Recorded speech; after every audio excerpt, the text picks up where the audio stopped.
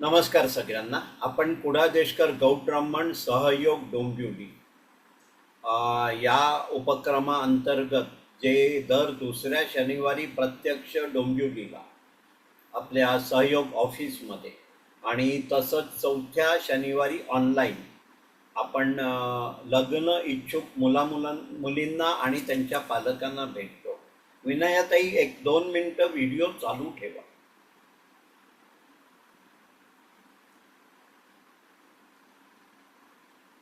आता आपल्याला स्क्रीनवर दिसत आहेत.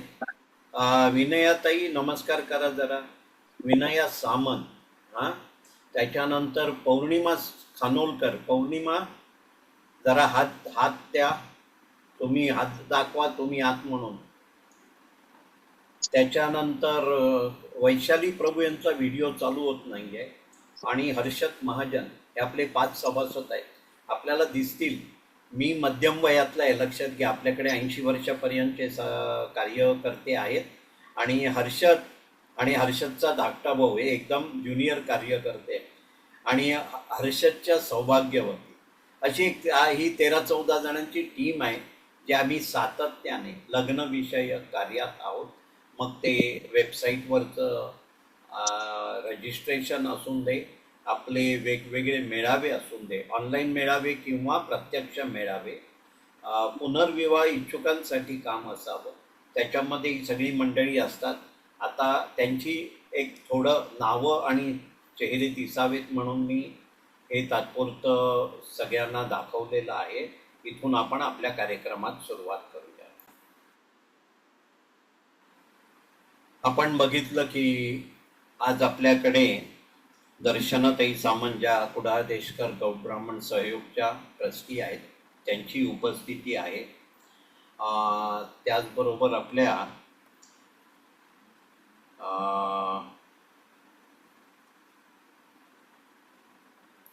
शिल्पा सामंत पण आहेत. आज आपल्याकडे एक चांगला योग असा आहे की तरुण मंडळी पण आज आपल्या ग्रुपवर आहेत. आणि आता माझं जे भाष्य होईल ते अर्धवट होईल, त्याला नंतर आपण रेकॉर्डिंग थांबवणार आहोत आणि त्यानंतर परत एकदा आपण तरुणांशी बोलणार आहोत आणि सगळ्यांशीच बोलणार आहोत. कारण मी जे काही आता मुद्दे कव्हर करीन त्याच्यात काहीतरी राहून गेलेलं असू शकतं. आजच्या दिवशी एक असं बघण्यात आलं की नव्याने लग्नाचं विषय सुरू केलेले आपल्याकडे 4 स्थळ आहेत. 99 म्हणजे 1 महिना, 1.5 महिना, 2 महिने. त्याचबरोबर मी म्हटल्याप्रमाणे 2-3 तरुण आपल्या बरोबर आहेत. तर आपण एक विषय घेऊया. नव्याने लग्नाचा विषय सुरू केला. एक आपल्याला करायला पाहिजे ते म्हणजे असं आहे की आपण लग्न विषयक एक नोटबुक तयार करायची. सर्वात प्रथम त्याच्यात आलेलं प्रत्येक स्थळ लिहायचं. आता स्थळ कसं हाताळायचं याचे व्हिडिओ आहेत, मगाशीच मी म्हटल्याप्रमाणे.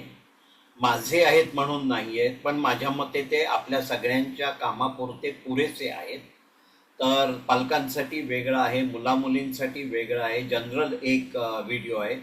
हे 3 व्हिडिओ कदाचित पाऊण तास 50 मिनिटाचे वगैरे असतील, पण कुठचाही आळस न करता ते ऐका आणि त्याच्यातले मुद्दे त्या वहीत लिहून ठेवा. कारण आपण लग्नासाठी सुयोग्य साथीदार शोधतोय, म्हणजे एक मिशन सुरू करतोय की मला असा जीवनसाथी मिळाला पाहिजे किंवा माझ्या मुलीला किंवा मुलाला असा जीवनसाथी मिळाला पाहिजे की जे पुढचे 60 वर्ष त्यांच्या बरोबर राहणार आहे. आणि असं जेव्हा आपण म्हणतो तेव्हा बाकीचेही तुलनात्मक विषय येतात, त्याला पण मी आज स्पर्श करीन. तुलनात्मक. पण प्रथम आपण विषय करूया नव्याने ज्यांनी लग्नाचा विषय सुरू केला आहे. एक लक्षात घ्या, आपण कमी संपर्कात असतो सगळ्यांच्या, आणि जितकी कामं सोशल मीडिया मार्फत होतील ती करण्याचा प्रयत्न करतो. कधी कधी अशी भीती वाटते की लग्न पण सोशल मीडियातून जर झालं असतं तर आम्ही लग्न पण सोशल मीडियाच्या मार्गाने लावलं असतं आणि संसार पण सोशल मीडियातून केले असते. हा उपहास असला तरी आपण त्या दृष्टीने आपले श्रम वाचवत असतो, ते वाचवायचे नाही आहे. कारण लग्न हा विषय असा आहे की लाईफ पार्टनर शोधायचा आहे. आता काय झालंय, पूर्वी आपण सर्व गोष्टींसाठी थांबायचो. टॅक्सी मिळण्यासाठी थांबायचो. हॉटेलमधलं खायचं आहे तर आपल्याला पायपीट करून किंवा रिक्षाने टॅक्सीने जायला लागायचं हॉटेलपर्यंत. तर आता फक्त 2 गोष्टींसाठी आपल्याला थांबायला लागतंय. एक म्हणजे शिक्षण आणि एक म्हणजे लग्नासाठी सुयोग्य साथीदार. तर शिक्षणामध्ये आपल्याला माहिती असतं की याला 2 वर्ष लागणार आहेत, याला 3 वर्ष लागणार आहेत. त्यामुळे मानसिक चलबिचल नसते. पण लग्नाच्या बाबतीत असं वाटत असतं की पटकन कोणीतरी एखादं स्थळ सांगावं, आम्ही हो म्हणावं आणि ते लग्न करून टाकावं. करून टाकावं हा शब्द मी वापरलाय, जाणीवपूर्वक वापरलेला आहे. तर लग्न करायचं म्हणजे आपल्याला एक सुयोग्य जीवनसाथी शोधायचा आहे. आता सुयोग्य जीवनसाथी म्हणजे काय, तर आपल्याला त्याचं शिक्षणाशी जुळवून घ्यायचं आहे का, पगाराशी जुळवून घ्यायचं आहे का, ती व्यक्ती कुठे राहते त्या स्थळाशी जुळवून घ्यायचं आहे का, त्याच्याकडे स्वतःचा ब्लॉक मालमत्ता आहे ह्याच्याशी जुळवून घ्यायचं आहे का, त्या व्यक्तीशी जुळवून घ्यायचं. कारण आपल्याला माहिती आहे 2 व्यक्ती एकत्र आले की त्याचा मीचा आम्ही झाला पाहिजे, मग ते जग जिंकू शकतात. पण 2 मी म्हणून तुझं काय आणि माझं काय बघत राहिलं तर लग्नानंतर ते जर आम्ही नाही झालं तर तुझं तुझ्याकडे, माझं माझ्याकडे, मग आपण लग्न खरोखररित्या करतो का असा प्रश्न येतो. आता आपल्याला नव्याने सुरू केल्यानंतर काय करायचं आहे, तर जिथे जिथे नोंदणी शक्य आहे, मी कमर्शियल वेबसाईटबद्दल म्हणत नाही कारण त्याच्यात मला काही कळत नाही, परंतु कुडाळ देशकरांचं बोरिवली आहे, गोरेगाव आहे, विरार आहे, पनवेल आहे,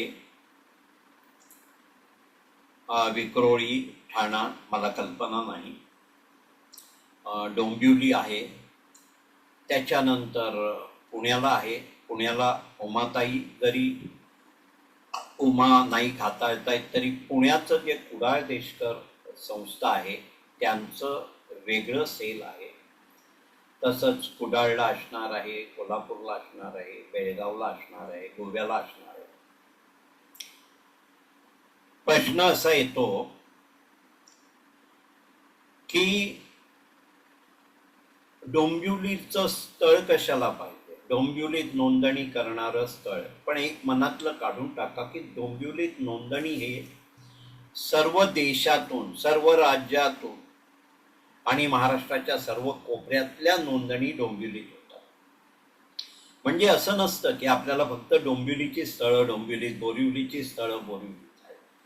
त्यामुळे सर्व ठिकाणी नोंदणी करा.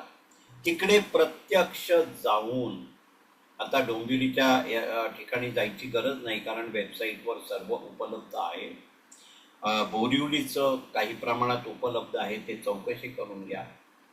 पनवेलचं पूर्वी होतं, आता आहे की नाही मला माहीत नाही. पण ह्या सर्व ठिकाणी प्रत्यक्ष आपण जायला पाहिजे. कोणालाही आपला प्रॉक्झी म्हणून पाठवू नका. म्हणजे पालकांनी जावं किंवा मुला-मुलींनी जावं. आणि आता मगाशीच मी एका सद्ग्रस्तांशी बोलत होतो की दर 3 महिन्यांनी त्या तिथे जा. एकदा तुम्हाला सून किंवा जावई प्राप्त झाली की परत तुम्हाला ही पायपीट नाही करायची, मग देवदर्शनाला जाऊ द्या. पण सध्या काय करायचं, पुण्याला जायचं असेल तर त्यांना सांगायचं की मला दगडूशेठ हलवाईच्या गणपतीचं दर्शन घ्यायचं आहे असं खोटं खोटं सांगायचं आणि त्यांच्या घरी जायचं, जर एखादं चांगलं स्थळ पुण्यात असेल तर. लांब स्थळ आहे म्हणून तिकडे जाण्याची कंजूसी किंवा आळस करू, कुठेही असून दे स्थळ. प्रथम त्यांना म्हणायचं की साधारण प्रायमरी आपण गोष्टी बघितल्या आहेत, पण आपण एकदा भेटूया. कारण आपल्याला माहिती आहे की प्रत्यक्ष भेटून खूप गोष्टी सोप्या होतात. एक आपल्या तर सर्व ठिकाणी नोंदणी करायची, एक वेगळी वही करायची, इथपर्यंत ठीक आहे. आणि जी जी स्थळं आपण बघणार त्याची नोंद त्या वहीत करायची, एवढ्याचसाठी की कधी कधी 3 महिन्यानंतर आपल्याला वाटतं की अरे आपण या स्थळाला नाही म्हटलंय खरं, पण काय कारण आहे, काय हरकत आहे हे स्थळ आपण अप्रूव्ह करायला किंवा ऍक्सेप्ट करायला.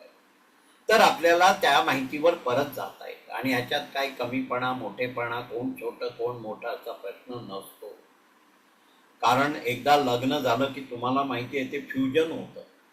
म्हणून आपल्या लग्नाच्या व्हिडिओमध्ये एक प्रश्न विचारला जातो की मुलगा मुलगी समान का. खूप विचार केल्यानंतर माणसं म्हणतात की नाही ते समान नाही आहेत. मग विषम आहेत का, तर विषम पण नाही आहेत. मग आहेत काय, तर मुलगा आणि मुलगी एकमेकांना पूरक आहेत. लक्षात घ्या, लग्न झाल्याशिवाय म्हणजे मुलगा आणि मुलगी एकत्र आल्याशिवाय ते एक कंप्लीट वस्तू होत नाही. एकमेकांना पूरक आहेत असं. आणि जर दोघे जर एकमेकांना पूरक आहेत तर तिथे इगो येतच नाही. कोण मोठं कोण लहान, कोण कोणाकडे गेलं हे प्रश्न येत.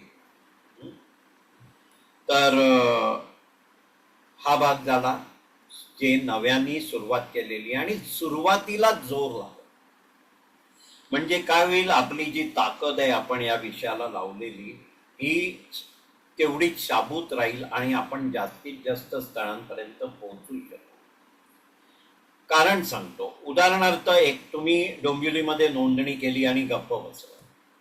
अशाच 100 लोकांनी डोंबिवलीत नोंदणी केली आणि गप्प बसले, तर त्यांच्याकडे डोंबिवलीतली स्थळं येणार कशी.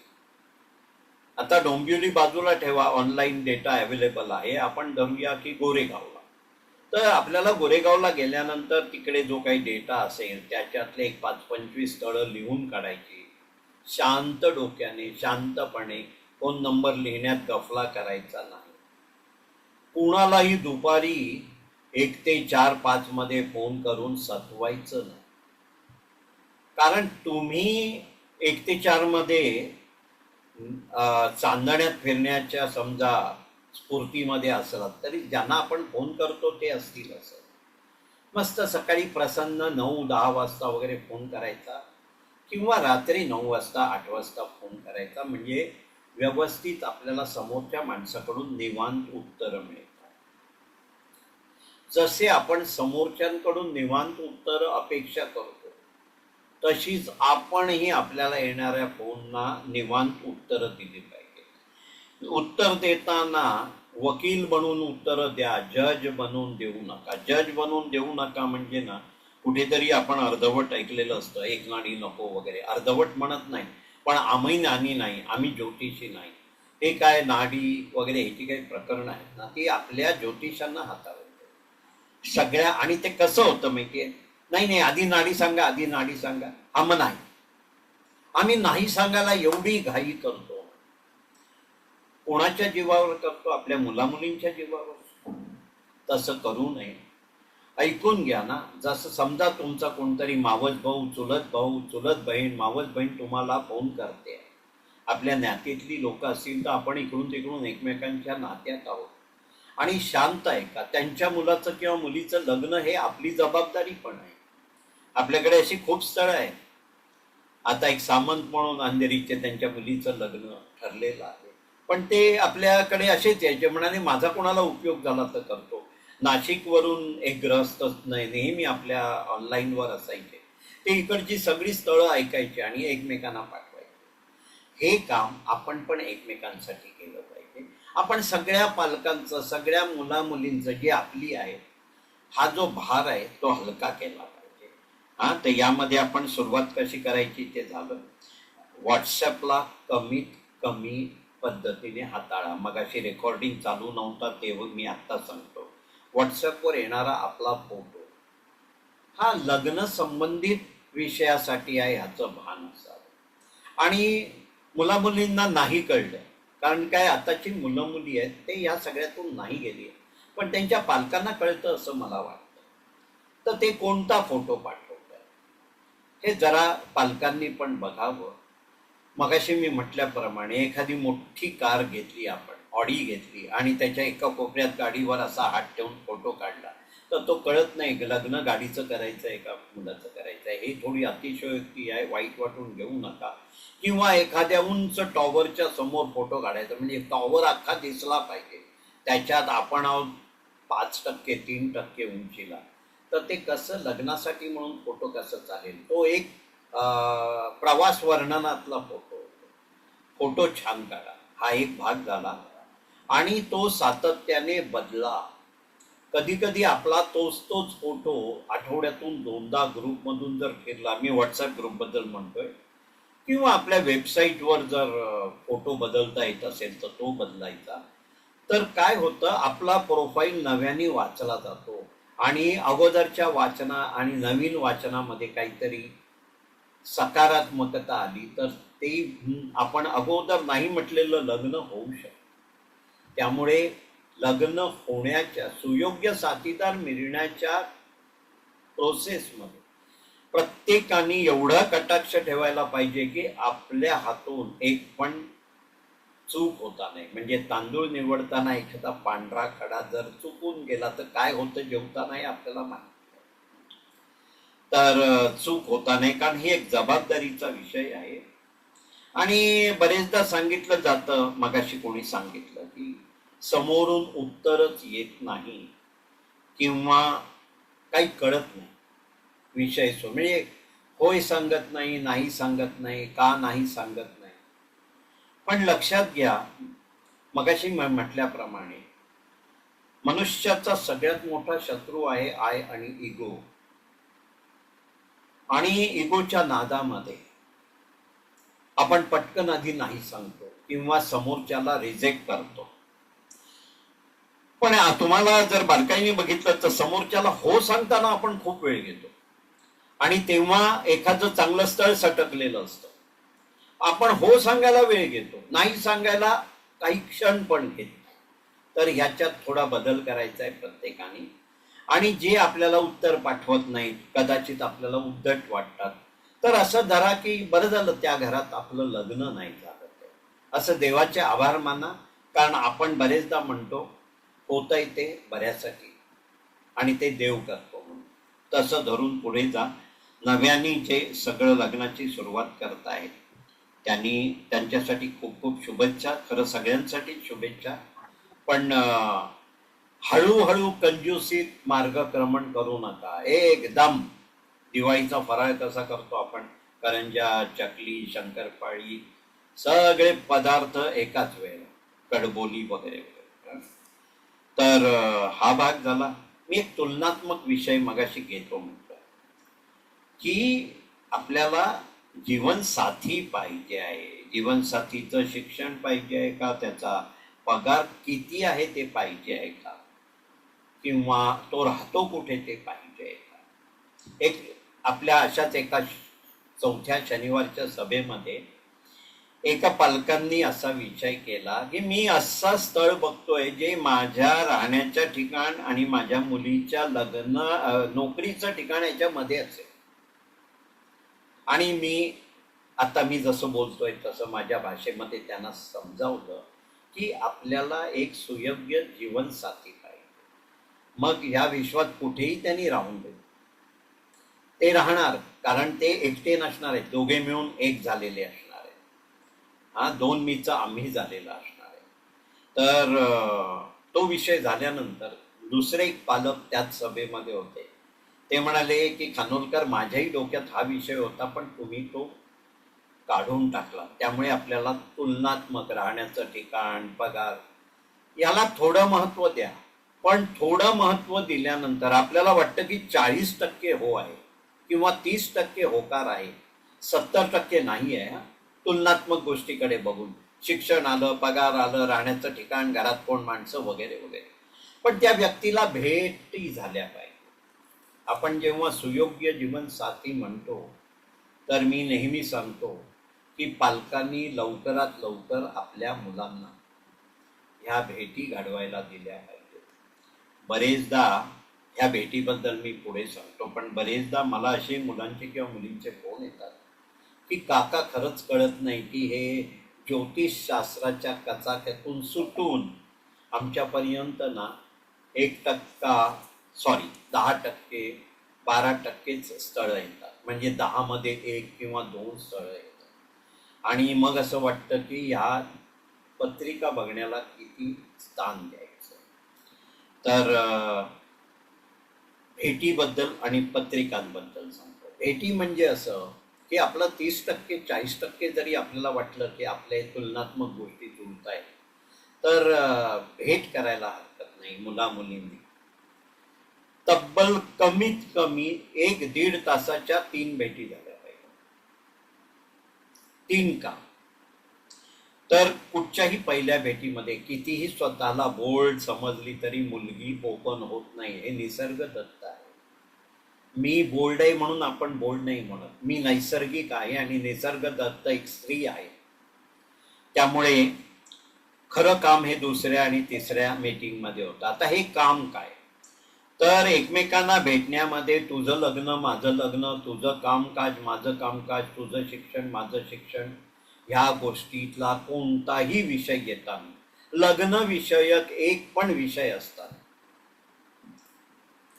लग्न विषयक जर विषय असेल तर व्यक्ती उत्तर देताना सावध होऊन उत्तर देते. ते नैसर्गिक उत्तर नसतं. शिळोप्याच्या गप्पा मारा, पाऊस पाण्याच्या मारा, युक्रेन रशिया वॉरच्या मारा. आजच न्यूज आलेली आहे की इस्रायल आणि इराण वॉर त्यांनी संपुष्टात आणलेला आहे. त्याच्या गप्पा मारा, कुठच्याही मारा. रिक्षावाला, बसवाला, स्टेशनवरची गर्दी, काही चालेल. आणि ह्या गप्पांमधून ना त्या 3 मीटिंगमध्ये कमीत कमी 3 मीटिंग म्हटल्यात, म्हणजे 4 आणि 5 केल्या तरी चालतील. आपल्याला म्हणजे मुलाला किंवा मुलीला समोरच्या व्यक्तीमध्ये मैत्री दिसत असेल की ही व्यक्ती माझी मैत्र होऊ शकते, म्हणजे मैत्रीण किंवा मित्र, तर डोळे मिटून 33% 40% तुलनात्मक गोष्टीला हातात धरून लग्नाला पुढे जा. कारण लग्नाचं खरं यश हे मैत्रीमध्ये आहे. पण ती मैत्री मिळाली पाहिजे. आणि मैत्री नाही मिळाली तर सरळ त्याच्यातून मागे व्हा. मग तुलनात्मक विषय 80 आणि 90% असला तरी, जर आपण एकमेकांच्या आजच्या मानसिक आणि वैचारिक स्थितीला जवळ पण जाऊ शकत नाही, तर त्याच्याशी लग्न केलं तर हा मनभेद आणि मतभेद हे आयुष्यभर. तुलनात्मक विषय झाला.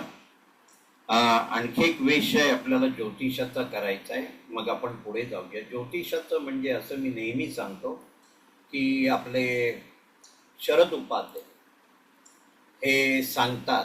त्यांना ना एका टीव्हीच्या एका इंटरव्ह्यूमध्ये 55 का 60 मिनिटाची कट्टा, कुठच्या तरी टीव्ही चॅनलवरचा कट्टा म्हणून आहे ते व्हिडिओ, त्याच्या शेवटच्या 5 मिनिटात सडेतोड प्रश्न विचारलाय. त्या ठिकाणी जवळजवळ 35-40 तरुण बसले की उपाध्याय साहेब एकच गोष्टीचं उत्तर द्या आणि एकदम शॉर्ट मध्ये द्या की लग्न करताना पत्रिका दाखवली पाहिजे की नाही. लक्षात घ्या, शरद उपाध्याय हे अथॉरिटी आहेत पत्रिका किंवा ज्योतिषशास्त्र. ते नेहमी म्हणतात शास्त्र परफेक्ट आहे, पण शास्त्री किती परफेक्ट आहे माहिती नाही. हे ज्योतिषशास्त्र सांगणारी व्यक्तीचं उद्देश काय आहे आणि किती त्यांचं ज्ञान आहे किंवा अनुभव आहे ते सांगता येत. पण शरद उपाध्यायांना जेव्हा म्हटलं की थोडक्यात उत्तर द्या, त्यांनी म्हटलंय की पत्रिका बघायची गरज नाही लग्न करण्यासाठी, परंतु लग्न ठरल्यानंतर कोणत्या तरी ज्योतिषाला दाखवून एकमेकांचे गुण आणि दोष विचारू. हा फार महत्वाचा विषय आहे.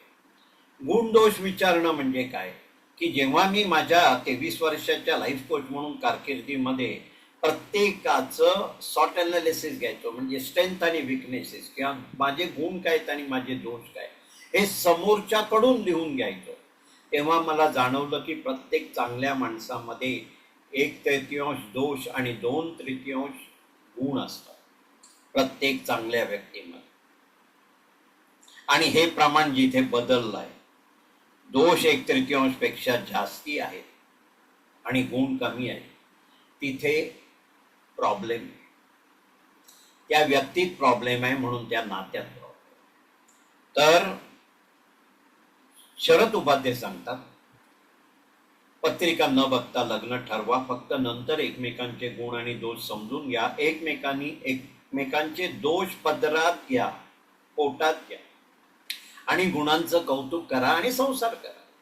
पण तुम्हाला जर एवढं धाडस होत नसेल तर परत तेच 12 घर, कालसर्पयोग वगैरे या भानगडीत न पडता ज्योतिषांना दाखवून गुणदोष समजून घ्या आणि नंतर लग्न ठरवा.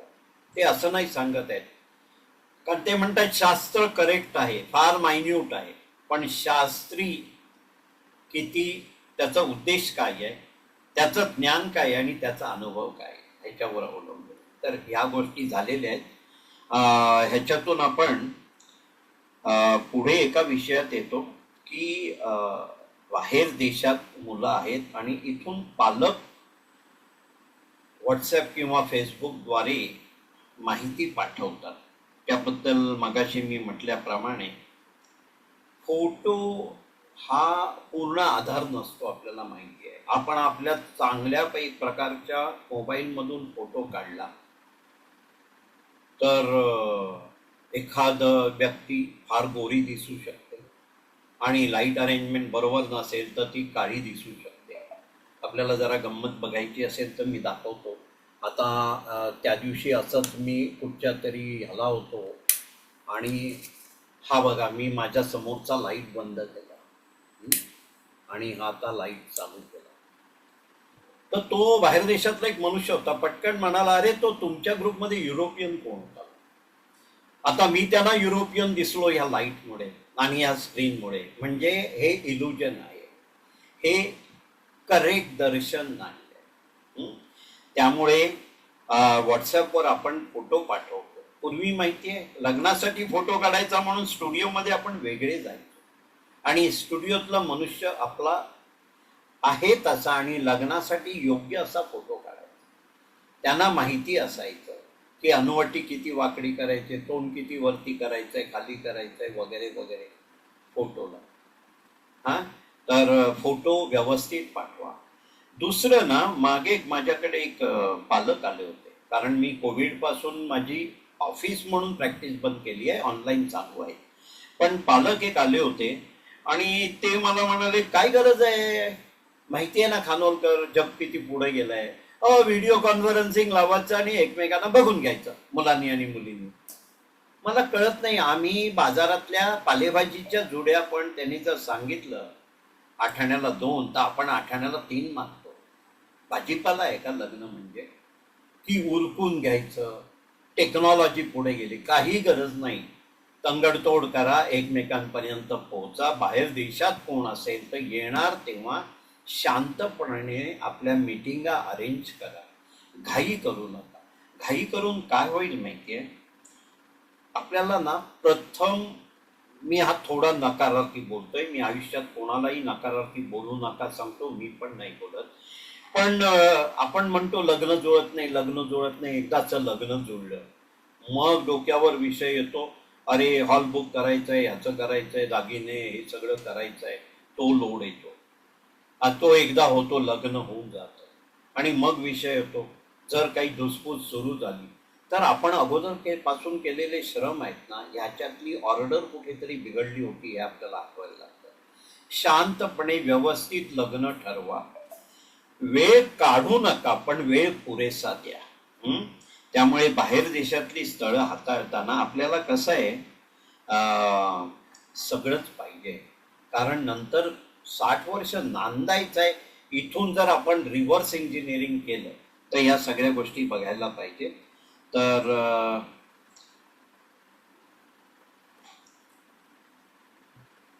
आता मगाशी एक विषय आला की स्वतःचं घर म्हणून, कदाचित घर नाही आणि भावाबरोबर राहतो आणि कोल्हापूरला जॉईंट कुटुंब आहे, तर म्हणून स्थळं पुढे येत नाही येत. पण एक लक्षात घ्यायचं, प्रत्येक स्थळाने ज्यांच्या मुलांना किंवा मुलींना आपलं स्वतःचं घर असल्यानंतर लग्न करायचंय, त्यांनी एवढंच बघायचंय की आमच्या पालकांनी असा जर विचार केला असता तर ही बाळं आज ना सगळी 10 वर्षाची असणार जी आज लग्नाला आहे. असा विचार करून नाही चालत. आजही भाड्याच्या जागेत छान जगता येतं. आणि खरं इन्व्हेस्टमेंट, प्रॉपर इन्व्हेस्टमेंट जर विचार केला तर स्वतःचं घर घेण्यापेक्षा भाड्याचं घर हे इकॉनॉमिकली साऊंड गोष्ट आहे. त्या दिशेने आपले तरुण जात आहेत. म्हणजे पहिल्यांदा रेस केली एक घर घेतलं, मग एक दुसरं सेकंड हाऊस घेतलं, मध्यंतरी असं फॅड आलं होतं थर्ड हाऊस, आणि आता विचार करतायत की राहतं घर पण नसतं घेतलं तर बरं झालं असतं, तेवढी शेअर इन्व्हेस्टमेंट केली असते आणि आज मला 5 पट पैसे मिळाले असते. गणितं सगळी बदलत आहेत. त्यामुळे ना ऑल प्रूफ म्हणजे सुरक्षित कोशाचा विचार करू नका. सुरक्षित कोश म्हणजे सुयोग्य जीवनसाथी मी निवडला, हा सगळ्यात सुरक्षित कोश. मग सप्तपदीचा जर विचार केला तर सप्तपदीमध्ये सांगितलेलं आहे एकमेकांच्या दुःखात आपण दोघंही एकत्र जायचंय वगैरे वगैरे. आता माझ्याकडे आहेत त्या पण सप्तपदी समजून घ्यायला वेळ नाही आहे आपल्याला. पण सुयोग्य जीवनसाथी आपल्याला पाहिजे, बाकी गोष्टी नको आहेत. मुलांची लग्न आणि मुलींची लग्न, मुलांच्या मुलं लग्नाची जास्ती आहेत मुलींपेक्षा. खच्चित काही मुली लग्नाला हो सांगायला वेळ काढतात. मगाशी काही पालकांना मी विचारलं तुम्ही कधी सुरुवात केली, ते म्हणाले मुलांनी हो सांगितल्यानंतर. हे एकदम करेक्ट आहे. तर आपल्या मनात जर ह्या आताच्या मुद्द्याला धरून जर काही प्रश्न असतील ते पण आपण आता घेणार आहोत, किंवा नवीन प्रश्न असतील तर घेणार आहेत. तुर्तास मी हा व्हिडिओ इथे पॉज करतोय आणि रेकॉर्डिंग बंद करतोय. आपल्या आजच्या या सभेमध्ये 2 स्थळं अशी आहेत की जे शिपवर असतात, म्हणजे जहाजावर असतात. एक आहेत ते क्रूजवर असतात, किंवा बरेचदा कंटेनरवर, ऑइल वेसलवर, किंवा असं असतं. पण या दोघांच्या बाबतीत असं आहे की 6 महिन्याचं व्हॉयेज आणि 2 महिन्याची 3 महिन्याची सुटी, किंवा 6 महिन्याचं व्हॉयेज आणि परत कधी जॉईन करायचं ते आपल्या हातात आहे. मुलींचं कसं असतं, शक्यतो असा विचार करतात की बाबा 9 ते 6 नोकरी, 6 असं कोणाच्याच आता वेळेत चालत नाही, मुलींचं पण नाही आणि मुलांचं पण नाही. पण एक daily office, work from home असेल आणि 24 तास कामात राहायला लागलं तरी चालतं. परंतु शिपवरचं म्हणजे 6 महिने आपला प्रियकर किंवा प्रेयसी एकमेकांना भेटू शकणार नाही.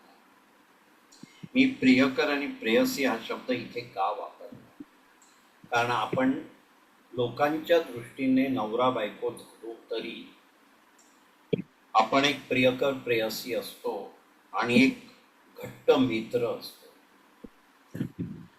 तर या बाबतीत ना, आता माझं बोलणं झाल्यानंतर मी दोघांशी बोलणार आहे आणि तो मेसेज पण आपल्या समोर देणार आहे. मर्चंट नेव्ही आणि गव्हर्नमेंटचं आपलं शिपिंग कॉर्पोरेशन ऑफ इंडिया वगैरे असे हे समुद्रातल्या शिपमधले प्रकार असतात. मर्चंट नेव्ही म्हणजे बाहेर देशातल्या शिप, यांना खूप तगडा पैसा मिळतो आणि प्रमोशन्स मिळतात आणि तेवढ्या जबाबदाऱ्या असतात. पण 6 महिने एखाद्या मुलीने जर विचार केला की मला ह्याच्याशी मी लग्न केलं तर 6 महिने हा बाहेर राहणार आहे. पण जशी सिनियरिटी होते ना तसे खूप चॉईस असतात व कमी वयाच्या गोष्टींना जाता येतं. सिनियर झाल्यानंतर व्हॉयेज चालू असताना पण हेलिकॉप्टर लिफ्ट करून रजा घेता येते, किंवा फार सिनियर झाल्यानंतर आपल्याला शोअरवरच्या ऑफिसमध्ये ॲडमिनिस्ट्रेटिव्ह ड्युटी मिळते वगैरे वगैरे, असे खूप प्रकार असतात. तर असं काही स्थळ असेल तर मुला मुलींनी मगाशी म्हटल्याप्रमाणे खूप गप्पा मारा, एकमेकांशी शेअर करा. आणि मग ठरवा. अगोदर तडकाफडकी आपण काहीतरी एकल बाजूचा जर निर्णय घेतला काही वस्तुस्थिती न जाणून घेता तर ते चुकीचं होतं. सर्व मुलींना आणि मुलीच्या पालकांना माझी विनंती आहे, चर्चा करा, भेटून घ्या, ओळखी होतील. मगाशी मी जे म्हटलं 3 भेटी करायच्या, 4 भेटी करायचं आणि आता म्हणतोय चर्चा करा, त्याच्यात मला मुलांना आणि मुलींना एकच सांगायचं आहे, चुकूनही भेटींमध्ये एकमेकांमध्ये मानसिकरित्या गुंतू नका. कारण कसं असतं, बुद्धीचं बटन आणि मेंदूचं बटन, मेंदूचं बटन म्हणजे बुद्धीचं बटन आणि हृदयाचं बटन हा वेगळा क्लॅश आहे. हृदयाचं बटन ऑन झालं की मेंदूचं बटन आपोआप बंद होतं आणि कधीतरी आपण निर्णय घेताना चुकतो. तर पूर्ण निर्णय होऊन जेव्हा असं वाटेल की आपण एकमेकांशी लग्न करायला म्हणजे एकमेकांचे मित्रमैत्रिणी चांगल्या होऊ शकतो आणि म्हणून लग्न करायला हरकत नाही, तिथपर्यंत इन्व्हॉल्व होऊ नका. आणि एकदा इन्व्हॉल्व झाला की लग्न व्हायच्या पूर्वी त्याच्यानंतर अखंड आयुष्यभर सोडचिठ्ठीची सोय नाही हे धरा. लग्न म्हणजे असा विषय नाही आहे, ते एक संस्कार आहेत, तो एक विधी आहे की त्याला रिव्हर्स ॲग्रीमेंट नाही आहे, डिस्चार्ज ॲग्रीमेंट नाही आहे, काडीमोड नाही आहे. कायद्यामध्ये आहे तो 2च गोष्टींसाठी आहे, होम व्हायलन्स, डावरी म्हणजे घरातला मानसिक शारीरिक छळ, डावरी किंवा असा दुर्गम्य रोग वगैरे अशा ज्या गोष्टी आहेत त्याच्यासाठी स्त्रियांना आसरा म्हणून डायव्हर्स ठेवतो. तर डायव्हर्स ही सोय नाही आहे. जसं आपण आपले आईवडील बदलू शकत नाही, भावंड बदलू शकत नाही, तसंच आपण आपला नवरा किंवा बायको बदलू शकत नाही. आपल्या भावंडांबरोबर पण मतभेद असतात, आपण म्हणतो पाचीपोटं सारखे नसतात. तर आता आपण येतो, मुली असा का विचार करतात की शिपची नोकरी, मग 3 महिने 6 महिने भेट नाही होणार. कारण एक ना सुरक्षित कोश म्हणून एक प्रकार असतो ज्याला आपण म्हणतो कम्फर्ट झोन. म्हणजे सध्या सगळं चांगलं आहे, मी आईबाबांकडे आहे, माझी नोकरी आहे, माझं रुटीन छान आहे आणि मला वाटत नाही की मला लग्न करण्याची गरज आहे. काही मुली अशा बोलून घेतात. हे वय असतं, प्रत्येक वयामध्ये आपला विचार बदलत असतो आणि तो बदलणार आहे, कारण तो आपल्या वयाला धरून असतो. वयाला धरून आपल्या मेंदूमध्ये, हृदयामध्ये म्हणजे भावनांमध्ये आणि बुद्धीमध्ये खूप फरक होत असतात. पण साधारण 35-40ला आपण गेलो ना वयाच्या, कारण आता आपण बघितली आहे ती सगळी मुलं आणि मुली 29 पासून पुढच्या वयाचे, 29 ते 32, 35ला जायला वेळ नाही लागत. आणि 35-40 वयामध्ये आल्यानंतर काय होतं की आपल्या बरोबरची भावंड, मित्रमैत्रिणी ही सगळ्यांची लग्न झालेली असतात आणि ते आपापल्या संसारात असतात. आपले आई वडील आणखी ज्येष्ठ झालेले असते, काका मामा, ती पुढची पिढी ज्येष्ठ झालेली असते. त्यामुळे आपण त्या पुढच्या पिढीतही राहू शकत नाही, आपल्या बरोबरच्या लोकांना वेळ नाहीये आणि मग जो एकटेपणा येईल. जगात सगळ्या रोगांवर उपाय आहे, पण लोनलीनेस, एकटेपणा, त्याच्यातून येणारं काय म्हणतात ते डिप्रेशन वगैरे, या सगळ्या गोष्टींना खरोखर थारा नाही आणि ते फार भयानक आहे. त्यामुळे पडताळायला पाहिजेत आणि जे शिपी आहेत त्यांच्या बाबतीत चर्चा करून आपला निर्णय घ्यायला हरकत नाही, हे मी पालकांना आणि मुलींना सांगितलेलं आहे. इथे परत मी एक पॉज घेतोय.